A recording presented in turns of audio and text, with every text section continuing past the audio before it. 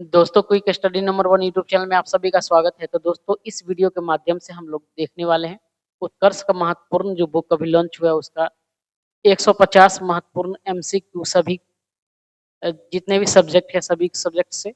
तो वीडियो को लास्ट तक बने रहिएगा, सभी क्वेश्चन इंपॉर्टेंट है। सबसे पहले हम लोग दोस्तों महत्वपूर्ण राजवंश के बारे में देख लेते हैं, संस्थापक और उसका राजधानी कहाँ थी। उसके बाद हम लोग जो है वस्तुनिष्ठ प्रश्न वाला एमसीक्यूज वाला क्वेश्चन 150 देखेंगे। तो सबसे पहले देख लेते हैं मौर्य वंश। है कि मौर्य वंश के संस्थापक कौन था दोस्तों? तो चंद्रगुप्त मौर्य था। मौर्य वंश के संस्थापक चंद्रगुप्त मौर्य था। इसका राजधानी कहाँ था? तो पाटलिपुत्र राजधानी था। पाटलिपुत्र राजधानी था। शिशुनाग वंश की बात करें, शिशुनाग वंश के संस्थापक कौन था? शिशुनाग था और इसका राजधानी कहाँ था? वैशाली। नंद वंश के संस्थापक महापदम नंद था और इसका राजधानी कहाँ था? पाटलिपुत्र था। अगला देख लेते हैं शुंग वंश। शुंग वंश के संस्थापक कौन था? तो पुष्यमित्र शुंग था और इसका राजधानी भी पाटलिपुत्र था। हर्यक वंश के संस्थापक की बात करें कौन था? तो हर्यक वंश के संस्थापक बिंबिसार था और इसका राजधानी कहाँ था? राजगिरी। सातवाहन वंश का संस्थापक कौन था? तो सिमुक था और इसका राजधानी कहाँ था? प्रतिष्ठान था। कण्व वंश का संस्थापक कौन था? वासुदेव और इसका राजधानी कहाँ था? पाटलिपुत्र। कुषाण वंश का संस्थापक कुजुल कडफिसस था और इसका राजधानी कहाँ था? पुरुषपुर था। पुरुषपुर या पेशावर भी कहते हैं जिसको। गुप्त वंश का संस्थापक कौन था? श्रीगुप्त था और इसका राजधानी पाटलिपुत्र था। हून वंश का संस्थापक कौन था? तोरमान था। हून वंश का संस्थापक तोरमान और इसका राजधानी कहाँ था? सियालकोट। वर्धन वंश का संस्थापक कौन था? पुष्यभूति था और इसका राजधानी थानेश्वर था। पांडव वंश का संस्थापक नेडियोन था और इसका राजधानी कहाँ था? मदुरई। चोल वंश का संस्थापक कौन था? विजयालय था और इसका राजधानी तंजाउर। पल्लव वंश का संस्थापक कौन था? सिंह वर्मन चतुर्थ था और इसका राजधानी कहाँ था? कांचीपुरम। राष्ट्रकूट वंश का संस्थापक कौन था? तो ये था दंती दुर्ग और इसका राजधानी कहाँ था? मान्यखेट। चालुक्य वंश कल्याणी वाला कहाँ था? संस्थापक कौन था? तौलभ द्वितीय था और इसका राजधानी कहाँ था? मान्यखेट या कल्याणी। चालुक्य बादामी वाला था, इसका संस्थापक कौन था? इसका था जयसिंह प्रथम और इसका राजधानी कहाँ था? वातापी था। चालुक्य वेंगी वेंगी वाला कौन था संस्थापक? तो विष्णुवर्धन था। चालुक्य के वेंगी वंश के जो है चालुक्य वंश वेंगी, तो इसका विष्णुवर्धन और राजधानी वेंगी था। होयसल वंश का संस्थापक कौन था? विष्णुवर्धन था होयसल वंश का और इसका राजधानी द्वार समुद्र। यादव वंश का संस्थापक कौन था? भिल्लम पंचम था और इसका राजधानी कहाँ था? देवगिरी। कदम्ब वंश का संस्थापक मयूर शर्मन था और इसका राजधानी कहाँ था? वनवासी था। काकतीय वंश का संस्थापक कौन था? बीटा प्रथम था और इसका राजधानी कहाँ था? अमकोंड था। गंग वंश का संस्थापक वज्र हसन पंचम था और ये राजधानी कहाँ था? कुबलाल व तलकाड। पाल वंश के संस्थापक कौन था? गोपाल था और इसका राजधानी कहाँ था? मुंगेर। सेन वंश का संस्थापक कौन था? सामंत सेन और इसका राजधानी लखनऊती। वर्मन वंश का संस्थापक वर्मन वंश कामरूप वाला, तो ये था पुष्य वर्मन और इसका राजधानी कहाँ था? प्राग ज्योतिषपुर था। गुर्जर प्रतिहार वंश का संस्थापक नागभट्ट प्रथम था और इसकी राजधानी कहाँ था? कन्नौज था। गहड़वाल वंश का संस्थापक चंद्रदेव था और राजधानी कन्नौज था। चौहान वंश का संस्थापक कौन था? वासुदेव था और राजधानी अजमेर। परमार वंश का संस्थापक उपेंद्र था और राजधानी धारानगरी। चंदेल वंश का संस्थापक कौन था? नन्नुक था और राजधानी कहाँ था? खजुराहो। सोलंकी वंश का संस्थापक मूलराज और राजधानी कहाँ था? अनहिलवार। कलचुड़ी वंश का संस्थापक कौन था? कुल्लल था और राजधानी त्रिपुरी। गुलाब वंश का संस्थापक कुतुबुद्दीन ऐबक, राजधानी दिल्ली। सालूब वंश का संस्थापक नरसिंह, राजधानी विजयनगर। तुगलक वंश का संस्थापक गयासुद्दीन तुगलक, राजधानी दिल्ली। सैयद वंश का संस्थापक खिजर खां, राजधानी दिल्ली। लोधी वंश के संस्थापक बहलोल लोधी, राजधानी दिल्ली। संगम वंश के संस्थापक हरियर एवं बुक्का, राजधानी विजयनगर। खिलजी वंश के संस्थापक जलालुद्दीन खिलजी, राजधानी दिल्ली। तुलुब वंश के संस्थापक वीर नरसिंह, राजधानी विजयनगर। अरविडु वंश के संस्थापक तिरुमल, राजधानी पेनुकोंडा। बहमनी वंश का संस्थापक हसन गंगू, राजधानी गुलबर्गा या बीदर। आदिल शाही वंश के संस्थापक आदिल शाह था, राजधानी बीजापुर। निजाम शाही वंश के संस्थापक मलिक अहमद, राजधानी अहमदनगर। मुगल वंश के संस्थापक बाबर, राजधानी दिल्ली या आगरा। भोसले वंश का संस्थापक कौन था? तो छत्रपति शिवाजी महाराज थे और राजधानी इनका कहाँ था? रायगढ़ था, रायगढ़। अब हम लोग चलते हैं दोस्तों ऑब्जेक्टिव जो एमसीक्यू है इस पे चलते हैं। दोस्तों आपको जितना भी महत्वपूर्ण राजधानी है कंप्लीट हो गया। अगर इसको आप कंप्लीट कर लेते हैं एक बार तो इससे ज्यादा आप लोग को एग्जाम में नहीं देखने को मिलेगा। तो चलिए हम लोग देख लेते हैं अब अध्यायवार वस्तुनिष्ठ प्रश्न। सबसे पहले हम लोग का हिस्ट्री से है। तो पहला हमारा क्वेश्चन कह रहा है कि हड़प्पा तथा मोहनजोदड़ो को किस विद्वान ने एक विस्तृत साम्राज्य की जुड़वा राजधानी कहा था? किसने कहा था दोस्तों? ये कहा था स्टुअर्ट पिगट ने। पिगट के अनुसार जो है हड़प्पा और मोहनजोदड़ो क्या था? एक विस्तृत साम्राज्य की जुड़वा राजधानी था। दूसरा क्वेश्चन है कि विश्व का प्राचीनतम ज्ञात बंदरगाह जिसे गोदीबारा कहते हैं कहां से प्राप्त हुआ है? ये दोस्तों कहां से हुआ है प्राप्त? लोथल से हुआ है। ऑप्शन नंबर डी हो जाएगा लोथल। तीसरा नंबर क्वेश्चन कर रहा है कि मनुष्य के साथ कुत्ता दफनाने का साक्ष्य किस सैंधव स्थल से प्राप्त हुए हैं? तो मनुष्य के साथ कुत्ता दफनाने का जो साक्ष्य है ये रोपर से प्राप्त हुआ है। रोपर, रोपर ये जो है सतलज नदी के किनारे है रोपर, यहीं से प्राप्त हुआ है। कुत्ता दफनाने का जो है साक्ष्य कहां से हुआ है?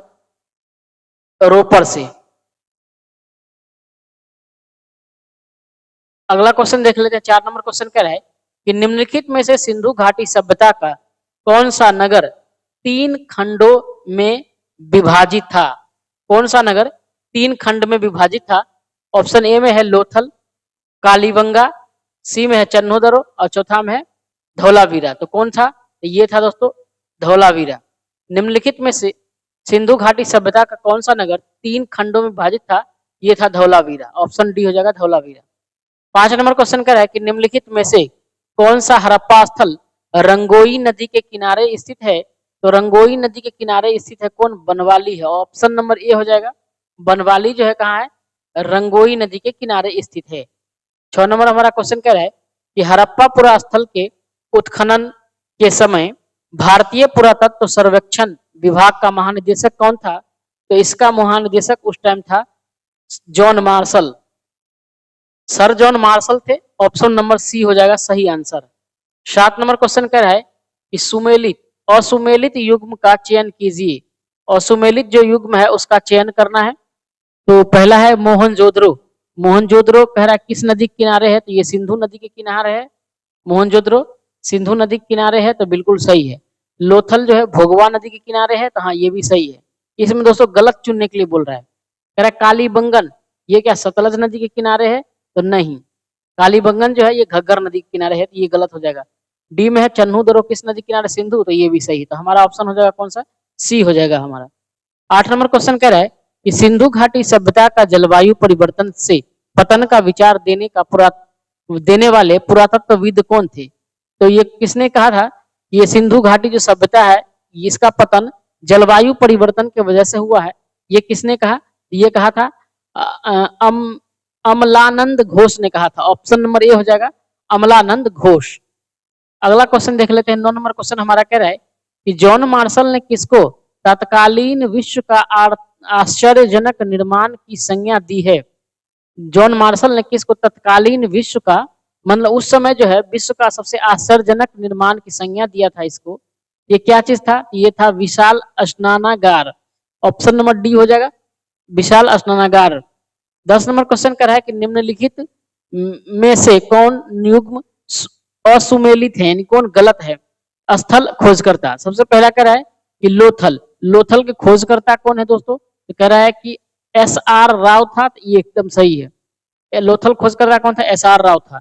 चन्हूदरो का खोजकर्ता कौन था? तो ये था एन जी मजूमदार। तो ये भी सही है। 10 नंबर सी नंबर कह रहा है कि रंगपुर यज्ञदत्त शर्मा। तो ये गलत हो जाएगा हमारा सी। रंगपुर का जो है खोजकर्ता यज्ञदत्त शर्मा नहीं था। सूतका गंडोर के आरएल स्टाइलन, ये भी सही है। तो हमारा ऑप्शन जो हो जाएगा सी हो जाएगा। सी नंबर गलत है। 11 नंबर क्वेश्चन कह रहा है कि सिंधु घाटी सभ्यता के किस पुरा स्थल से क्रमशः वक्राकार ईंटें व अलंकृत ईंटें प्राप्त हुई है? वक्राकार ईंटा और अलंकृत ईंटा प्राप्त हुआ है कहां से हुआ है? ये हुआ दोस्तों चन्हूदरो और कालीबंगा से। ऑप्शन नंबर हमारा बी हो जाएगा चन्हूदरो और कालीबंगा से जो है वक्राकार यानी गोल आकार का ईंटा और अलंकृत यानी सजाया हुआ ईंटा मिला कहां से? चन्हूदरो और कालीबंगा से। 12 नंबर क्वेश्चन कह रहा है कि सिंधु घाटी सभ्यता के किस पुरास्थल से R37 कब्रिस्तान का प्रमाण मिला है? सिंधु घाटी सभ्यता के किस पुरास्थल से R37 कब्रिस्तान का प्रमाण मिला है? कहां से मिला है दोस्तों? ये मिला है हड़प्पा से। ऑप्शन नंबर ए हो जाएगा हड़प्पा। 13 नंबर क्वेश्चन कह रहा है कि सिंधु घाटी सभ्यता से प्राप्त ईंटों का अनुपात है। सिंधु घाटी से जो प्राप्त हुआ है ईंट उसका अनुपात कितना था, यानी लंबाई, चौड़ाई और ऊंचाई किस अनुपात में था? ये था दोस्तों 4:2:1 के अनुपात में। ऑप्शन नंबर डी हो जाएगा 4:2:1 के अनुपात में था।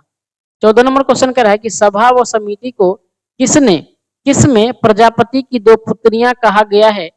सभा और समिति को किसमें यानी किस वेद में कहा गया है कि ये प्रजापति की दो पुत्रियां हैं? किसमें कहा गया? अथर्ववेद में कहा गया है।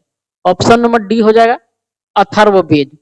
15 नंबर क्वेश्चन कह रहा है कि वैदिक सभ्यता में किस नदी को नदीमता, देवीतमे व अम्बितमे कहा गया है? किसमें कहा गया है दोस्तों? ये कहा गया है सरस्वती को। वैदिक सभ्यता में किस नदी को नदीतमा, देवीतमे व अम्बित में कहा गया है? किस नदी को? तो सरस्वती नदी को कहा गया है। 16 नंबर क्वेश्चन कह रहा है कि ऋग्वैदिक काल में आजीवन अविवाहित रहने वाली स्त्री को क्या कहा जाता था? तो आजीवन जो शादीशुदा नहीं करती थी जो स्त्रियां, उसे क्या कहा जाता था किस काल में? ऋग्वैदिक काल की बात कह रहा है। तो उस समय उसको कहा जाता था अमाजू। ऑप्शन नंबर सी हो जाएगा। उस समय जो है अविवाहित रहने वाली महिला को कहा जाता था अमाजू। अगला क्वेश्चन देखते हैं। 17 नंबर कह रहा है कि याज्ञवल्क्य एवं गार्गी का दार्शनिक संवाद किस उपनिषद में वर्णित है? ये दोस्तों किस उपनिषद में है? ये है बृहदारण्यक। बृहदारण्यक उपनिषद जो है इसमें याज्ञवल्क्य एवं गार्गी का दार्शनिक संवाद जो है वर्णित किया गया है। 18 नंबर क्वेश्चन कह रहा है कि निम्नलिखित में से कौन सा वेद गद व पद में वर्णित है? यानी गद और पद दोनों में है। कौन सा वेद है? तो यजुर्वेद है। गद एवं पद वाला वेद कौन सा है? यजुर्वेद है। 19 नंबर क्वेश्चन कह रहा है कि निम्नलिखित में से कौन सा वर्ण द्विज के अंतर्गत शामिल नहीं था? द्विज के अंतर्गत कौन वर्ण शामिल नहीं था? तो क्षुद्र शामिल नहीं था। ऑप्शन नंबर डी हो जाएगा क्षुद्र। 20 नंबर क्वेश्चन कह रहा है कि ऋग्वैदिक कालीन दशराग युद्ध किस नदी के तट पर लड़ा गया था? तो दशराग युद्ध जो है दोस्तों सुदास और 10 जन के बीच में लड़ा गया था। तो ये तो किस नदी के तट पर लड़ा गया था? तो ये जो है पुरुषनी नदी के तट पर लड़ा गया था। और अब आधुनिक इसका नाम क्या है? पुरुषनी का रावी नाम है अभी वर्तमान में। तो दशराग युद्ध जो है पुरुषनी नदी के तट पर लड़ा गया था। 21 नंबर क्वेश्चन कह रहा है कि तिब्बत को आर्यों का मूल निवास स्थान किस विद्वान ने माना था? तिब्बत को आर्यों का मूल निवास स्थान किसने माना था? तो इसको दयानंद सरस्वती ने माना था। ऑप्शन नंबर बी हो जाएगा दयानंद सरस्वती। अगला क्वेश्चन कह रहा है कि 22 नंबर कह रहा है कि निम्नलिखित देवताओं में से पृथ्वी श्रेणी का देवता नहीं है। पृथ्वी श्रेणी का देवता इसमें कौन नहीं है? तो ये नहीं था उषा। ऑप्शन नंबर डी हो जाएगा उषा जो है पृथ्वी श्रेणी का देवता नहीं थे। 23 नंबर क्वेश्चन कह रहा है कि निम्नलिखित सूची 1 को सूची 2 में सुमेलित कीजिए तथा सूचियों के नीचे दिए गए कोट से सही उत्तर का चयन कीजिए। पहला है जैन तीर्थंकर, दूसरा है इसका प्रतीक चिन्ह बताना है हमें। ठीक है, जैन तीर्थंकर और प्रतीक चिन्ह के बारे में बताना है। तो पहला कर है ऋषभ देव। ऋषभ देव का जो है प्रतीक चिन्ह क्या था दोस्तों? तो इसका प्रतीक चिन्ह था ऋषभ देव का वृषभ था। वृषभ था एक ये। दूसरा कर है अरिस्टिनेमी का क्या था? अरिस्टिनेमी था शंख। पार्श्वनाथ का क्या था? इसका था सर्प यानी कि सांप। और महावीर स्वामी का था सिंह। तो 1 का 2, 2 का ए का 2, बी का 1, सी का 3 और डी का 4 किसमें है? तो हमारा ऑप्शन नंबर हो जाएगा डी। ये डी में है। अगला क्वेश्चन 24 नंबर का है कि महावीर स्वामी ने 5वां महाव्रत जोड़ा वह कौन सा था? 5वां महाव्रत जोड़ा था तो कह रहा है वो महाव्रत कौन सा था? तो ये था दोस्तों ब्रह्मचर्य। ऑप्शन नंबर बी हो जाएगा महावीर जोड़ा था 5वां महाव्रत में क्या? ब्रह्मचर्य को जोड़ा था। अगला क्वेश्चन 25 नंबर कह रहा है कि जैन त्रिरत्नों में कौन शामिल नहीं है? जैन त्रिरत्न में कह रहा है कि कौन सा शामिल नहीं है? तो ये जो है सम्यक दर्शन है, सम्यक ज्ञान है और सम्यक आचरण है। यानी कि ए, बी और डी शामिल है, सम्यक व्यायाम नहीं है। तो ऑप्शन हो जाएगा सी हमारा सही आंसर। 26 नंबर कह रहा है कि महात्मा बुद्ध की किस घटना को महाभिनिष्क्रमण नाम से जाना जाता है। तो महाभिनिष्क्रमण जो है गृह त्याग की घटना को कहा जाता है महाभिनिष्क्रमण। 27 नंबर क्वेश्चन कर रहा है कि सूची 1 को सूची 2 से मिलाना है। इधर बौद्ध संगीति है और स्थान कहाँ कहाँ हुआ था, इसको मिलान करना है। तो पहला नंबर हमारा कर है कि प्रथम बौद्ध संगीति कहाँ हुआ था, ये हुआ था दोस्तों राजगृह में। दूसरा बौद्ध संगीति कहाँ हुआ था, ये हुआ था वैशाली में। और तीसरा बौद्ध संगीति कहाँ हुआ था, पाटलिपुत्र में। चतुर्थ बौद्ध संगीति कहाँ हुआ था, ये हुआ था कुंडलवन, कहाँ है, ये है कश्मीर में। कुंडलवन कश्मीर में हुआ था चौथा बौद्ध संगीति। तो इस हिसाब से हमारा आंसर कौन सा हो जाएगा, ऑप्शन, तो ऑप्शन हो जाएगा हमारा बी, 1 का 2, बी का 3, सी का 4 और डी का 1। तो बी हो जाएगा आंसर। 28 नंबर क्वेश्चन कह रहा है कि किस बौद्ध ग्रंथ में संघ की स्थापना तथा संघ के नियमों की विवेचना की गई है। किस बौद्ध ग्रंथ में की गई है, ये जो है विनय पिटक में की गई है। ऑप्शन नंबर बी हो जाएगा विनय पिटक। 29 नंबर क्वेश्चन कह रहा है कि बौद्ध धर्म में संघ प्रवेश को क्या कहा जाता था। बौद्ध धर्म में संघ के प्रवेश को उपसंपदा कहा जाता था। ऑप्शन नंबर ये हो जाएगा उपसंपदा। 30 नंबर क्वेश्चन कह रहा है कि भागवत गीता व विष्णु पुराण में किस जैन तीर्थंकर का उल्लेख मिलता है। भागवत गीता और विष्णु पुराण में ऋषभ देव का उल्लेख मिलता है। ऑप्शन नंबर बी हो जाएगा ऋषभ देव। 31 नंबर क्वेश्चन कह रहा है कि लिंग पूजा का सर्वप्रथम उल्लेख किसमें मिलता है। लिंग पूजा का सर्वप्रथम उल्लेख करा किसमें मिलता है, तो ये दोस्तों मत्स्य पुराण में मिलता है। ऑप्शन नंबर बी हो जाएगा मत्स्य पुराण। 32 नंबर क्वेश्चन कह रहा है कि वामन पुराण के अनुसार निम्न में से शैव संप्रदाय की शाखा नहीं है। शैव संप्रदाय की शाखा का इनमें कौन नहीं है, यह नाथ संप्रदाय नहीं है। ऑप्शन नंबर सी है, पाशुपत है, कापालिक है, कालामुख है, लेकिन जो है ये नाथ संप्रदाय नहीं है। अगला देखते हैं 33 नंबर क्वेश्चन कह रहा है कि भगवान कृष्ण का प्रथम उल्लेख किस उपनिषद में मिलता है। तो इनका उल्लेख जो है ये छांदोग्य उपनिषद में मिलता है। ऑप्शन नंबर डी हो जाएगा। भगवान कृष्ण का सर्वप्रथम उल्लेख किस उपनिषद में मिलता है, छांदोग्य उपनिषद में मिलता है। Option D. 34 नंबर क्वेश्चन है कि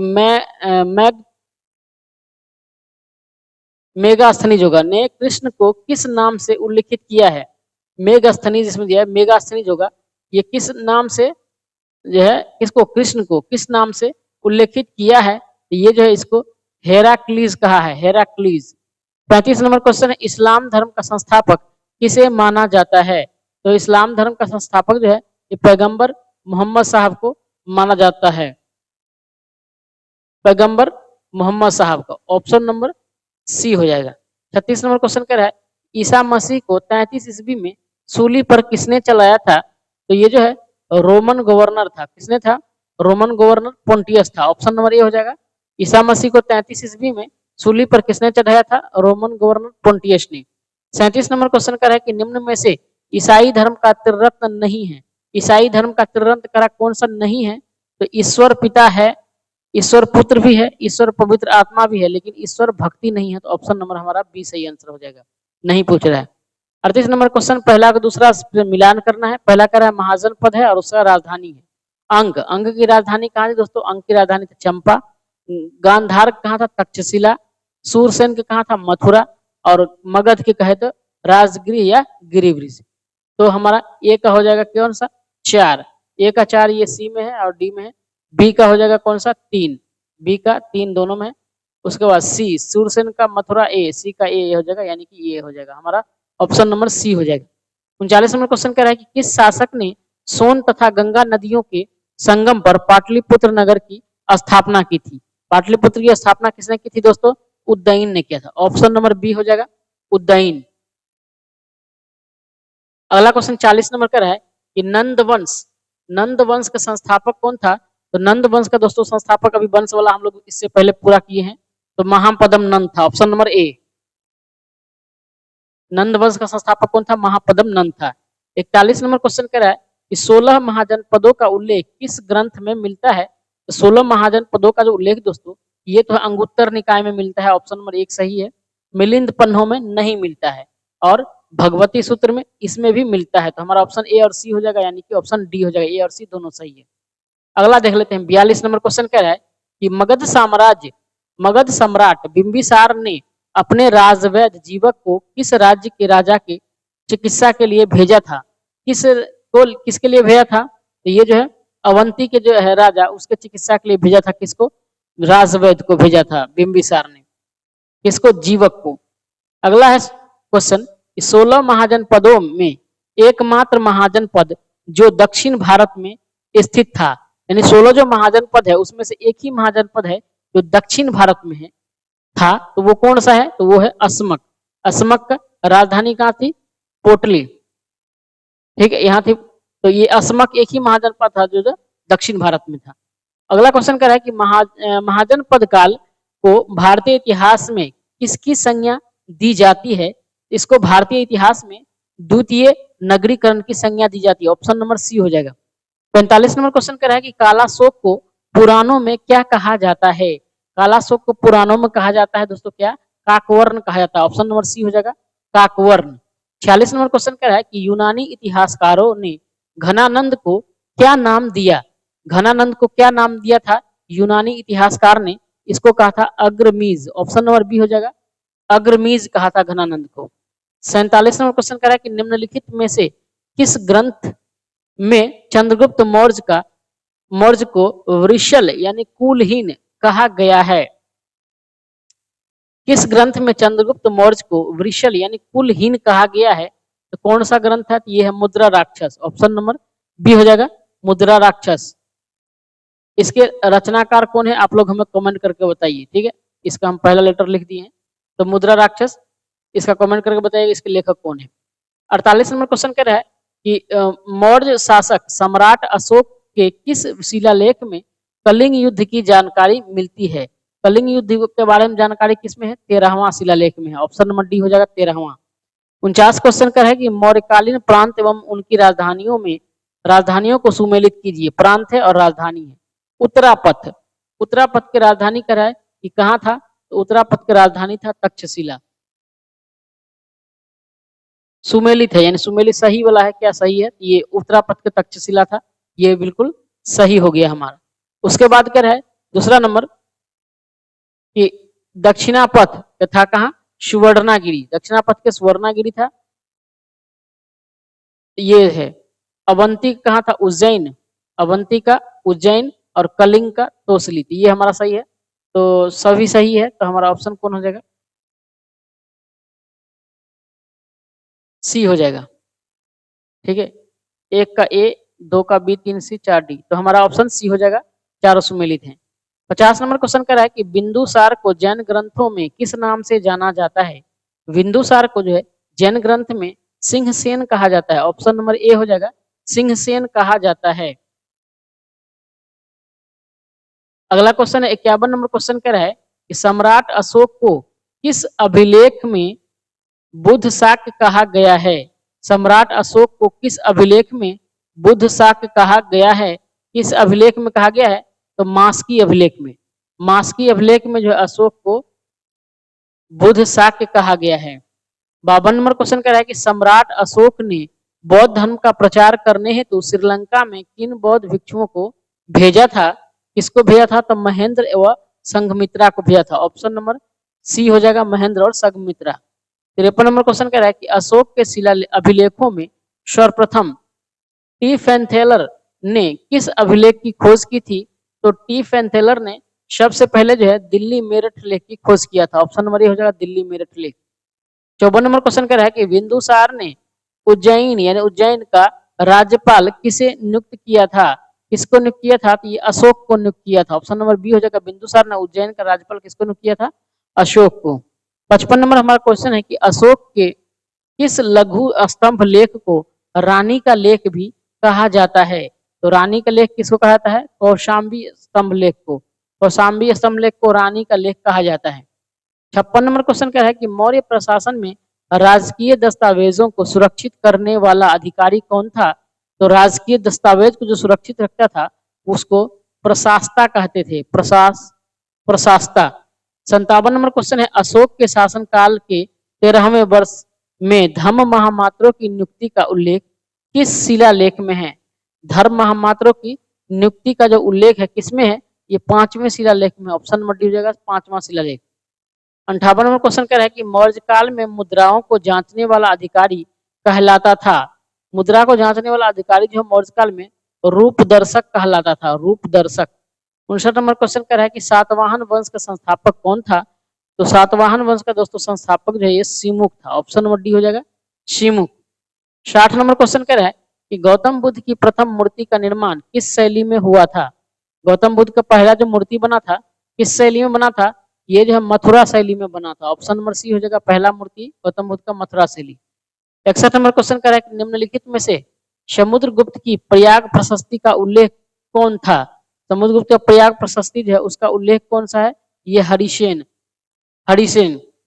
प्रयाग प्रशस्ति का लेखक कौन है? हरिसेन है। गुप्त साम्राज्य में किस शासक को लिच्छवी दोहित्र कहा गया है? गुप्त साम्राज्य में किस शासक को लिच्छवी दोहित्र कहा गया है? किस शासक को कहा गया है? ये दोस्तों समुद्रगुप्त को कहा गया है। ऑप्शन नंबर डी हो जाएगा, समुद्रगुप्त। 63 नंबर क्वेश्चन कह रहा है कि अजंता की किस गुफा में महात्मा बुद्ध के महाभिनिष्क्रमण का अंकन दिखाई पड़ता है? अजंता की किस गुफा में महात्मा बुद्ध के महाभिनिष्क्रमण का अंकन दिखाई पड़ता है?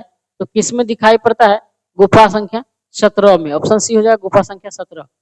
64 नंबर क्वेश्चन कह रहा है कि समुद्रगुप्त ने आर्यावर्त राजाओं के खिलाफ कौन सी नीति अपनाई थी? समुद्रगुप्त ने आर्यावर्त के जो राजा थे उनके खिलाफ कौन सी नीति अपनाई थी? इस नीति को कहा जाता है प्रसभोदरन नीति, प्रसभोदरन नीति। 65 नंबर क्वेश्चन है गुप्तकालीन तिगरा गांव जबलपुर का मंदिर किस देवता को समर्पित है? ये किस देवता को समर्पित है? ये विष्णु को समर्पित है। ऑप्शन नंबर बी हो जाएगा, विष्णु। 66 नंबर क्वेश्चन कह रहा है कि सुदर्शन झील का पुनर्निर्माण किस गुप्त शासक के शासन काल में हुआ था? सुदर्शन झील का जो है निर्माण किसके काल में हुआ था? यह स्कंदगुप्त के काल में हुआ था। ऑप्शन नंबर बी हो जाएगा, स्कंदगुप्त। 67 नंबर क्वेश्चन कह रहा है कि नालंदा बौद्ध विहार की स्थापना किस गुप्त शासक के काल में हुई थी? नालंदा बौद्ध विहार की स्थापना जो है कुमारगुप्त प्रथम के काल में हुई थी, कुमारगुप्त प्रथम। 68 क्वेश्चन कह रहा है कि निम्नलिखित में से सुमेलित युग में कौन सा है पुस्तक? और इधर है लेखक, तो मुद्रा राक्षस के जो लेखक कौन सा है? विशाखा दत्त है। ये बिल्कुल सही है। अगला है चंद्र व्याकरण, चंद्र व्याकरण इसके कौन सा है? चंद्र व्याकरण, चंद्र मैगिन, चंद्र व्याकरण, चंद्र मैगिन।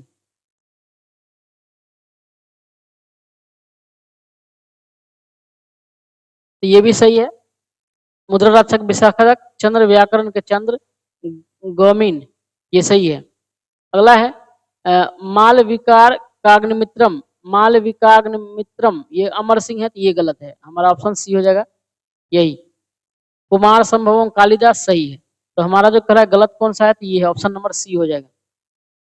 अगला चलते हैं 69 नंबर क्वेश्चन पे।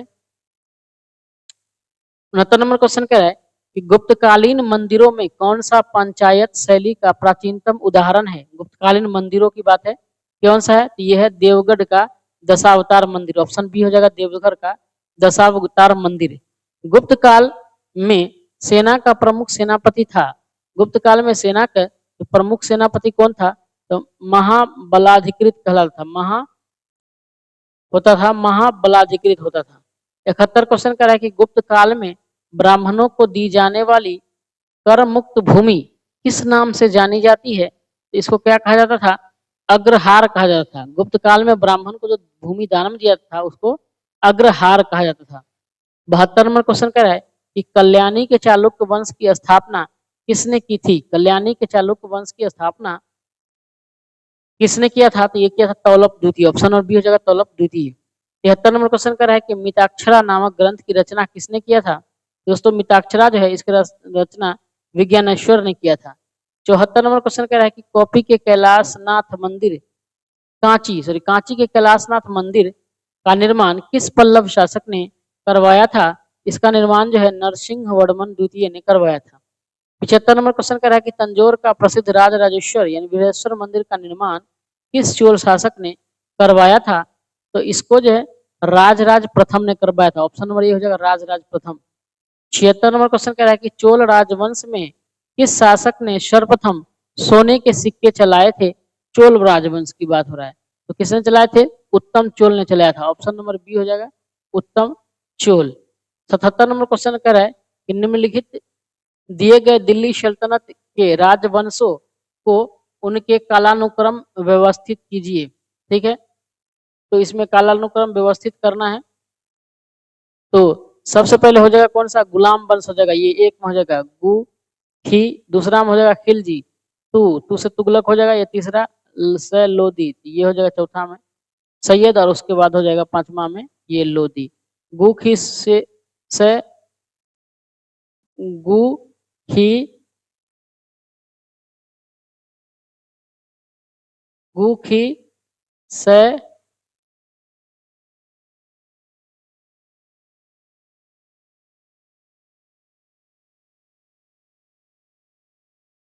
लोदी। तो ये हमारा ऑप्शन कौन सा हो जाएगा? ऑप्शन हो जाएगा ऑप्शन नंबर डी। सबसे पहले 3, 5, 3 में हो जाएगा गुलाम वंश, उसके बाद खिलजी वंश, उसके बाद तुगलक वंश, उसके बाद सैयद वंश, उसके बाद लोदी वंश। ऑप्शन ये चौथा, तो हमारा ऑप्शन हो जाएगा डी। 78 नंबर क्वेश्चन कह रहा है कि दिल्ली सल्तनत के किस शासक ने लौह एवं रक्त की नीति अपनाई थी? तो लौह रक्त की नीति है, ऑप्शन डी हो जाएगा बलबन। लौह रक्त बलबन और रक्त लौह की नीति कौन अपनाया था? आप लोग कमेंट करके बताइए। शायद हिटलर अपनाया था। 79 नंबर क्वेश्चन कह रहा है कि किस शासक के बचपन का नाम अली गुरसफ था? अली और गुरसफ किस शासक के बचपन का नाम था? ये था दोस्तों किसका? अलाउद्दीन खिलजी का। ऑप्शन नंबर ए हो जाएगा अलाउद्दीन खिलजी।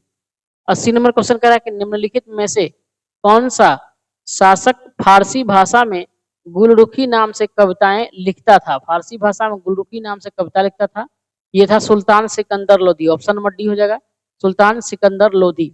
81 नंबर क्वेश्चन कह रहा है कि प्रसिद्ध सूफी संत निजामुद्दीन औलिया किस शासक के दरबार में किस शासक के बारे में कहा था कि दिल्ली अभी दूर है, बहुत दूर है? हनूज दुरस्त दिल्ली, यानी दिल्ली अभी बहुत दूर है, ये किस शासक के बारे में कहा था? किसने? सूफी संत निजामुद्दीन औलिया ने कहा था। किसके बारे में? गयासुद्दीन तुगलक के बारे में कहा था। ऑप्शन नंबर ए हो जाएगा गयासुद्दीन तुगलक। 82 क्वेश्चन कह रहा है कि दिल्ली सल्तनत के काल में सुल्तान बनने वाला एकमात्र भारतीय मुसलमान कौन था? ये जो है दिल्ली सल्तनत काल में कह रहा है सुल्तान बनने वाला एकमात्र भारतीय मुसलमान कौन था? बेहद ही महत्वपूर्ण है। ये था नासिरुद्दीन खुसरव शाह। नासिरुद्दीन खुसरव शाह। तो दिल्ली सल्तनत का जो काल था उसमें एकमात्र भारतीय मुसलमान जो सुल्तान बना था कौन था? नासिरुद्दीन खुसरव शाह। 83 नंबर क्वेश्चन कह रहा है कि अलाउद्दीन खिलजी ने चित्तौड़ पर आक्रमण कब किया? तो ये जो चित्तौड़ पर आक्रमण अलाउद्दीन खिलजी 1303 ईस्वी में किया था। ऑप्शन नंबर सी हो जाएगा 1303 ईस्वी में जो है ये आक्रमण कर दिया था। किस पर? चित्तौड़ पर। अगला क्वेश्चन है, देखते हैं 84 नंबर का है कि निम्नलिखित असुमेलित युग्म का चयन कीजिए। असुमेलित यानी जो गलत चयन है उसको, जो गलत है मिला हुआ उसको चयन करना है। एक साइड पुस्तक है और दूसरी साइड क्या है? लेखक है। तो पहला कह रहा है कि हमीर महाकाव्य, इसके लेखक नयन चंद सूरी हैं, तो हाँ सही है। ललित विग्रहराज के सोमदेव हैं, बिल्कुल सही। पृथ्वीराज रासो के रचयिता चंद्रवरदायी हैं, तो हाँ सही है। गीत गोविंद के कलहन है, तो नहीं ये गलत है। गीत गोविंद के रचनाकार कौन है? जयदेव है। जयदेव गीत गोविंद के रचनाकार, पुस्तक के लेखक कौन है? जयदेव है। तो हमारा ऑप्शन नंबर डी हो जाएगा, यही गलत है। 85 नंबर क्वेश्चन कर रहा है कि दिल्ली में स्थित सिकंदर लोधी के मकबरे का निर्माता कौन था? दिल्ली में स्थित सिकंदर लोधी के मकबरा था, उसका निर्माता कौन था? तो उसका निर्माता था Ibrahim Lodhi. Option number B हो जाएगा इब्राहिम लोधी।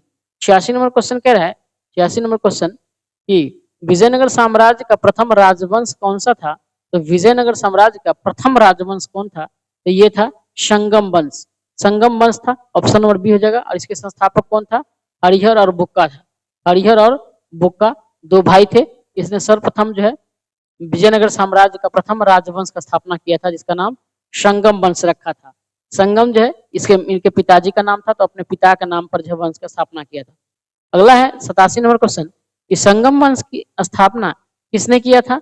ये किए थे हरिहर व बुक्का ने। ऑप्शन नंबर डी हो जाएगा, हरिहर और बुक्का ने। 88 नंबर क्वेश्चन कह रहा है कि विजयनगर साम्राज्य के शासक देवराय प्रथम के समय कौन सा विदेशी यात्री भारत आया था? कौन सा विदेशी यात्री? निकोलो कांटी आया था। विजयनगर साम्राज्य में देवराय प्रथम के समय में निकोलो कांटी आया था भारत। 89 नंबर क्वेश्चन है कि आमुक्त माल्यद की रचना किसने की थी? आमुक्त माल्यद की रचना किसने की थी? ये कृष्ण देव राय ने किया था। ऑप्शन नंबर सी हो जाएगा, कृष्ण देव राय। 90 नंबर क्वेश्चन कर रहा है कि तुलुप वंश का संस्थापक कौन था? तुलुप वंश का संस्थापक कौन था दोस्तों? ये था वीर नरसिंह था। ऑप्शन नंबर बी है, वीर नरसिंह। 91 नंबर क्वेश्चन कर रहा है कि शंकराचार्य निम्न में से किस मत के प्रवर्तक थे? शंकराचार्य किस मत में आते का मतलब सपोर्ट करते थे? ये जो है अद्वैतवाद का सपोर्ट करते थे, अद्वैतवाद।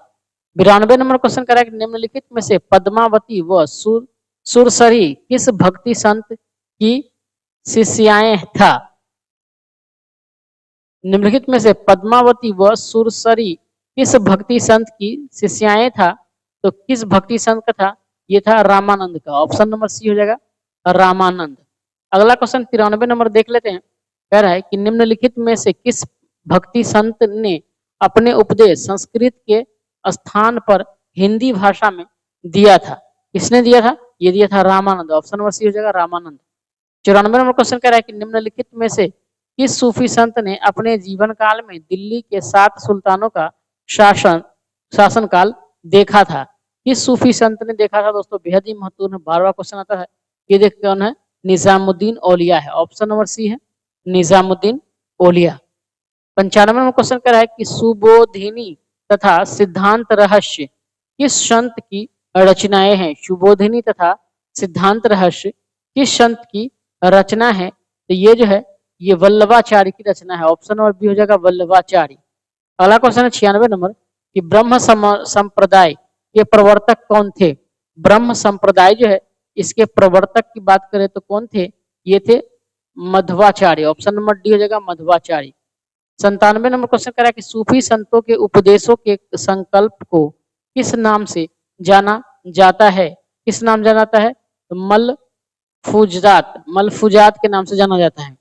98 नंबर क्वेश्चन कर रहा है कि गुरु रैदास को संतों का संत किसने कहा था? गुरु रैदास को संतों का संत किसने कहा था? तो ये कहा था इनको कबीरदास ने। ऑप्शन नंबर डी हो जाएगा, कबीरदास। 99 नंबर क्वेश्चन है अष्टछाप कवि मंडली की स्थापना किसने की थी? अष्टछाप कवि मंडली की स्थापना किसने किया था? ये विठल नाथ ने किया था। ऑप्शन नंबर बी हो जाएगा, विठल नाथ। 100 नंबर क्वेश्चन है कि भारत में सुहरावर्दी सिलसिले की लोकप्रिय बनाने वाले सूफी संत कौन थे?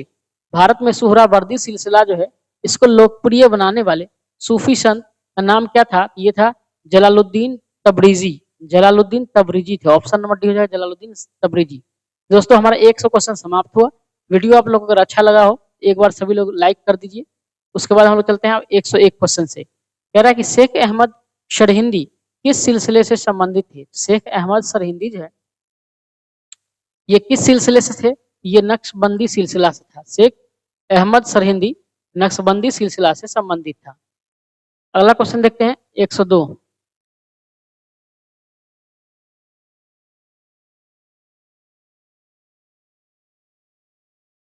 कह रहा है 102 नंबर क्वेश्चन कि निम्नलिखित में से कौन सा युग्म असुमेलित है, यानी कि गलत कौन सा है वो बताना है। तो कह रहा है कि जजिया कर की समाप्ति, जजिया समाप्त कौन किया था? अकबर किया था। कब किया था? 1564 में। हाँ ये सही है, 1564 में अकबर ने जजिया कर को समाप्त कर दिया था। तीर्थ यात्रा कर की समाप्ति 71 में है तो नहीं, ये तीर्थ यात्रा कर की 71 नहीं है। मजहर की घोषणा 1579 सही है। दहशाला प्रणाली लागू किया था 80, ये भी सही है, ये भी सही है, ये भी सही है। हमारा ऑप्शन जो है कौन सा है? असुमेलित, ये है ऑप्शन बी, असुमेलित यानी गलत है। 103 नंबर क्वेश्चन कह रहा है कि गुरी सुलेम का युद्ध कब और किनके मध्य हुआ था? गिरी सुलेम का युद्ध जो है कब और किसके मध्य हुआ था? ये हुआ था दोस्तों 1544 ईस्वी में। किसके बीच? शेरशाह सूरी और मालदेव के बीच। शेरशाह सूरी और मालदेव के बीच में हुआ था गिरी सुलेह का युद्ध। 1544 में। 104 नंबर क्वेश्चन कह रहा है कि दीन इलाही अकबर की मूर्खता का प्रतीक था, उसकी बुद्धिमानी का नहीं। उपयुक्त कथन किसने कहा था? किसने कहा था कि दीन इलाही जो अकबर चलाया था, कह रहा है कि उसके मूर्खता का प्रतीक था। किसके? अकबर के। यह उसकी बुद्धिमानी का प्रतीक नहीं था। ये किसने कहा था? तो ये कहा था दोस्तों विंसेंट स्मिथ ने। विंसेंट स्मिथ का था, ऑप्शन डी। 5 नंबर क्वेश्चन है 105 कि भारत में सर्वप्रथम चांदी का रुपया चलाने वाला शासक कौन था? तो चांदी का जो सिक्का है, रुपया, सर्वप्रथम चलाने वाला शासक जो था वो कौन था? ये था Sher Shah Suri. Option number A हो जाएगा सूरी, शेरशाह सूरी। 106 नंबर क्वेश्चन कर रहा है कि अकबर द्वारा राणा प्रताप के पास भेजे गए शिष्टमंडल का सही क्रम क्या है? तो सही क्रम इसका क्या है? तो सबसे पहले है जलाल खां, मान सिंह, भगवंत दास और उसके बाद टोडरमल। तो ऑप्शन नंबर डी हो जाएगा, ये क्रम है सही। 107 नंबर क्वेश्चन है कि पानीपत का द्वितीय युद्ध कब हुआ था? दोस्तों पानीपत का जो है दूसरा युद्ध हुआ था 1556 में हुआ था। ठीक है, पहला की बात करें तो कब हुआ था? फर्स्ट वाला 1526 में हुआ था पानीपत का फर्स्ट युद्ध। दूसरा हुआ था 1556 में। और तीसरा पानीपत का युद्ध कब हुआ था? ये हुआ था 1761 में। थर्ड पानीपत का अगर वार देखे तो 1761 में। पहला हुआ था 1526, दूसरा हुआ था 1556। 108 क्वेश्चन का है कि निम्नलिखित में से कौन सा युग्म सुमेलित है? कौन सा युग्म सुमेलित है? असुमेलित यानी गलत सुमेलित, असुमेलित कह रहा है कौन है? तो कह रहा है परगने का सर्वोच्च प्रशासक अमल गुजार होता था। अमल गुजार, परगना का जो सर्वोच्च प्रशासक था उसको अमल गुजार कहते थे। तो नहीं, यही गलत है। परगने में राजस्व वसूलने वाले अधिकारी को आमिल कहते थे, सही है। परगने का मुख्य खजांची कौन था? फौजदार था, सही है। परगने का लिपिक कारकुन था, ये भी सही है। तो हमारा ऑप्शन पहले गलत है। 109 कह रहा है कि जिंदा पीर तथा शाही दरवेश किस मुगल शासक को कहा गया है? दोस्तों जिंदा पीर जो है और शाही दरवेश मुगल बादशाह अकबर को कहा गया है। तो ऑप्शन नंबर डी हो जाएगा हमारा, सॉरी औरंगजेब को कहा गया है, औरंगजेब हो जाएगा। 110 नंबर क्वेश्चन कह रहा है कि यूरोपियन व्यापारिक कंपनियों के भारत आगमन का सही कालानुक्रम क्या है? यूरोपीय कंपनी जो भारत में है किस प्रकार आया था? सबसे पहले आया था पुर्तगाली, तब आया था डच, तब अंग्रेज, तब आया था फ्रांसीसी, उसके बाद स्वीडिश, डेनिश, स्वीडिश वगैरह आया था। ये है ऑप्शन नंबर डी हो जाएगा। अगला क्वेश्चन 111 नंबर क्वेश्चन कह रहे हैं कि लॉर्ड डलहौजी द्वारा व्याप्तगत सिद्धांत यानी डॉक्ट्रिन ऑफ लेपेप्स यानी हड़प नीति जिसको कहते हैं सीधी भाषा में, कह रहा इसके तहत विलय किए गए राज्यों को उनके वर्ष से मिलान कर सही कूट का चयन करिए। यानी किस राज्य को कब मिलाया था डलहौजी ने, तो उसका चयन करना है। ठीक है, तो पहला है सतारा। तो कह रहा है कि सतारा को कब मिलाया था? दोस्तों ये जो है सतारा को ये 1848 में मिलाया था, ये सही है। उसके बाद कह रहा है बी संभलपुर। संभलपुर को कब मिलाया था? संभलपुर को मिलाया था 1849 में, ये हो जाएगा 1849, सी हो जाएगा बी का 3। उदयपुर, उदयपुर को कब मिलाया था? ये मिलाया था 1852 में, 1852 उदयपुर। और नागपुर को 1854 में। तो ये कौन सा हो जाएगा? ऑप्शन नंबर सी हो जाएगा। 112 नंबर क्वेश्चन का निम्नलिखित में से कौन सा यानी स्थान विद्रोही नेता युग्म सही सुमेलित नहीं है? करा कौन सुमेलित नहीं है बोला बताना है। तो कानपुर से नाना साहब है, बिल्कुल सही है। जगदीशपुर से तात्या टोपे नहीं। जगदीशपुर से कौन थे? बाबू कुंवर सिंह थे। लखनऊ से बेगम हजरत महल सही है। फैजाबाद से मौलवी अहमद उल्ला थे, ये भी सही है। तो हमारा जो है ये गलती है और सुमेलित है कौन? डी, सॉरी बी नंबर, जगदीशपुर से तात्या टोपे नहीं थे। अगला है 1857 का विद्रोह न तो प्रथम था न ही राष्ट्रीय था और यह न ही स्वतंत्रता संग्राम था। उपयुक्त कथन किसने कहा था? किसने कहा था ये कथन? तो ये कहा था दोस्तों आरसी मजूमदार ने। ऑप्शन नंबर सी है आमसी मजूमदार। 114 नंबर क्वेश्चन कर रहा है कि द ग्रेट रिबेलियन किसकी पुस्तक है? द ग्रेट रिबेलियन किसकी पुस्तक है? ये दोस्तों अशोक मेहता की पुस्तक है, ऑप्शन नंबर बी हो जाएगा। 115 नंबर क्वेश्चन कर रहा है कि 1857 की क्रांति 10 मई 1857 को किस छावनी से प्रारंभ हुई थी? ये जो है मेरठ, मेरठ होगा, ऑप्शन नंबर ए हो जाएगा, मेरठ से हुआ था प्रारंभ। 16 नंबर क्वेश्चन कह रहा है मंगल पांडे किया था। आर्य समाज की स्थापना कब और कहाँ हुई थी? आर्य समाज की स्थापना कब हुआ था? और कह रहा कहाँ हुआ था। ये दोस्तों हुआ था 1875 में। 1875 में कहाँ हुआ था? बम्बई में। ऑप्शन नंबर सी हो जाएगा। 170 नंबर क्वेश्चन कह रहा है कि भारत सेवक मंडल यानी सर्वेंट्स ऑफ इंडिया सोसाइटी की स्थापना किसने किया था? भारत सेवक मंडल की स्थापना किसने किया था? इसकी स्थापना किया था गोपाल कृष्ण गोखले ने। ऑप्शन नंबर ए हो जाएगा, गोपाल कृष्ण गोखले। अगला है आदि ब्रह्म समाज की स्थापना किसने की थी? इसका संबंध देवेंद्रनाथ टैगोर किया था, देवेंद्रनाथ टैगोर। अगला क्वेश्चन देख लेते हैं। 119 नंबर पर है कि हिंदू विधवा पुनर्विवाह अधिनियम किस वायसराय के समय पारित हुआ था? ये किस वायसराय के समय हुआ था? तो लॉर्ड कैनिंग के समय में। ऑप्शन नंबर बी हो जाएगा, कैनिंग। 120 नंबर क्वेश्चन कर रहा है कि निम्नलिखित में से असुमेलित का चयन कीजिए। असुमेलित वाला कौन सा है इसमें? तो मद्रास हिंदू समिति, एनिवेशन, तो ये जो है बिल्कुल सही है। धर्म सभा, राधाकांत देव, ये भी सही है। तत्वबोधनी सभा, स्वामी विवेकानंद, यही गलत है। ऑप्शन नंबर सी गलत है, तो हमारा यही हो जाएगा। शारदा सदन, रमाबाई, ये भी सही है। तो हमारा ऑप्शन हो जाएगा कौन सा? ये हो जाएगा सी। 121 से कह निम्नलिखित में से किस राज्य को कुशासन के आधार पर डलहौजी ने ब्रिटिश साम्राज्य में सम्मिलित किया था? कुशासन के आधार पर इसको मिला लिया था। किसको? अवध को। ऑप्शन नंबर सी हो जाएगा, अवध। 122 नंबर है वर्नाक्यूलर प्रेस अधिनियम किस वर्ष पारित किया गया था? वर्नाक्यूलर प्रेस अधिनियम जो है 1878 में पारित किया गया था। ऑप्शन डी हो जाएगा, 1878। बंगाल में भू राजस्व अस्थायी बंदोबस्त किसने लागू किया था? बंगाल में भू राजस्व जो है किसने लागू किया था? ये किया था लॉर्ड कॉर्नवालिस ने। ऑप्शन नंबर सी हो जाएगा। 124 नंबर क्वेश्चन कह रहा है कि भारत की प्रथम जनगणना किस वायसराय के शासनकाल में हुआ था? ये हुआ था दोस्तों लॉर्ड रिपन के शासनकाल में हुआ था। नहीं सॉरी, नियमित हुआ था रिपन। सबसे पहले हुआ था 1872 में लॉर्ड मेयो के शासनकाल में। 1872 में लॉर्ड मेयो। ऑप्शन डी हो जाएगा। 125 है कि ब्रिटिश भारत की राजधानी कलकत्ता से दिल्ली स्थानांतरित किए जाने के समय भारत का वायसराय कौन था? उस टाइम जो दोस्तों भारत का वायसराय कौन था?